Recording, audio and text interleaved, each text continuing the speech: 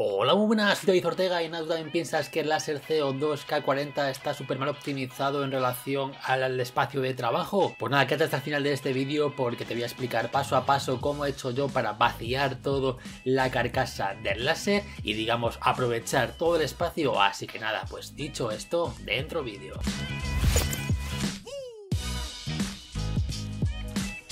Y antes de comenzar ya sabéis que un like, un comentario se agradece muchísimo, suscribiros no estáis, activad la campanita y recordad que aquí abajo os dejo todas mis redes sociales para que me podáis seguir en ellas. Además seguidme en Instagram que es @durku y uniros a mi grupo público de Telegram que como digo toda la descripción del vídeo. Además ya sabéis que todos los enlaces de compra y herramientas que he utilizado para este vídeo pues también están en la descripción de este mismo vídeo. Y sí, como te he comentado al principio de este vídeo, a mi parecer el fallo del láser K40 es que está muy mal optimizado, ya que en la parte de la derecha pues tenemos un hueco realmente grande donde solamente tenemos la fuente de alimentación y la placa controladora, por lo que todo ese espacio pues queda desaprovechado. Así que por este motivo pues decidí sacar todo el hardware del láser y navegando por Thingiverse pues encontré un proyecto donde se podía hacer una base de trabajo de más o menos 300 milímetros por 600 milímetros, cosa que es realmente ya un tamaño bastante considerable pues para poder trabajar con piezas de cierto tamaño. Así que lo primero que tenemos que hacer es sacar todas las fotos posibles de todos los conectores, de todos los cables, ya que como vamos a tener que desmontar todo, a la hora de montarlo pues tenemos que tener mucho cuidado de poner todos los cables en su sitio, ya que si no lo montamos correctamente pues podemos romper o la fuente o el tubo y son piezas que son un poquito caras. Hecho esto, después lo que hice fue sacar los espejos y la lente, ya que son realmente delicados y no me gustaría que se estropearan pues desmontándolo todo.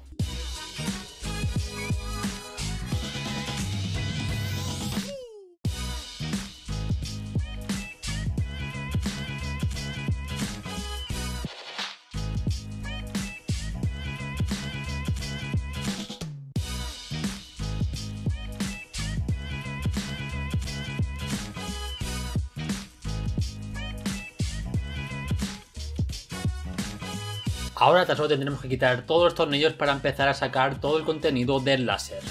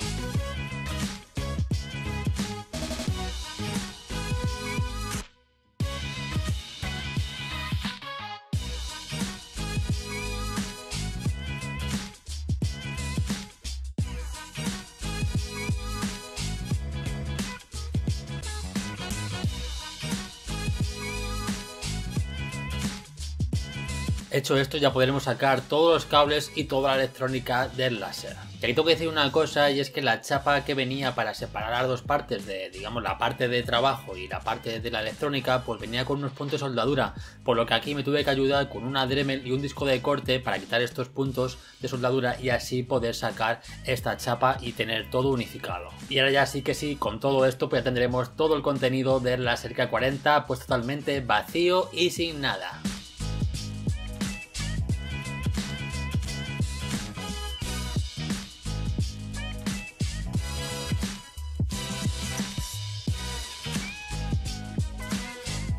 Y sí, obviamente, como estarás pensando, pues la fuente de alimentación y la electrónica del láser va a ir en una caja externa impresa en PLA. Que por cierto también decidí cambiar la placa controladora de serie y poner una MKS DLC versión 2.1, así que nada, si tú quieres ver este vídeo de cómo cambiar la placa controladora a tu láser K40, configurarlo con GRBL, pues déjame un comentario en este vídeo para así traer el vídeo lo antes posible. Ahora hecho esto, pues simplemente tendremos que comprar los perfiles de aluminio que bueno, yo decidí comprarlos en radrig.com, la que bueno, estuve viendo y esta página en concreto pues podías pedir los perfiles con cortes personalizados, así que simplemente tenías que poner qué tipo de perfil quieres y qué medida y ellos mismos te hacen el corte y te lo envían a tu domicilio. Yo para este proyecto pues he utilizado dos perfiles V-Slot 2020 de 755 mm, dos V-Slot 2040 de 450 mm y un V-Slot 2040 de 744 mm. Además también necesitaremos pues tornillos de diferentes métricas y diámetros y tuercas T-Nuts. Pero bueno, toda la lista de compra que he utilizado para este proyecto pues lo podéis ver en la descripción del vídeo o directamente yendo a la página del proyecto. Ahí te viene explicado todos los componentes y cables que vas a necesitar. Ya con todos los materiales listos, tan solo tendremos que imprimir todas las piezas con nuestra impresora 3D y seguir paso a paso el proceso de montaje